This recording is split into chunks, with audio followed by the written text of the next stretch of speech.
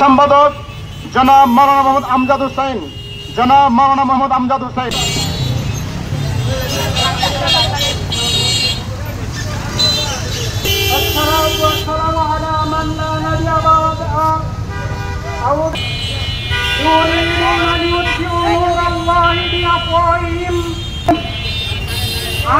আন্দোলন বাংলাদেশ আলাদা যুব সংঘের উপরেছি আমরা পার্থক্য করছি এবং গভীরভাবে লক্ষ্য করছি এই দেশ শান্তিপ্রিয় দেশ।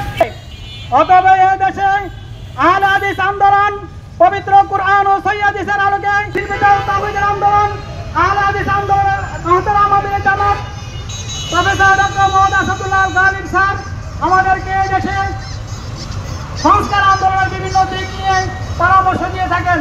যখন এই দেশে যখনই মুসলমানদের উপর যদি কোনো আলোচনা আসে, মুসলমান বিদ্বেষী কোনো ইতিমধ্যে হিন্দুত্ববাদী সংগঠন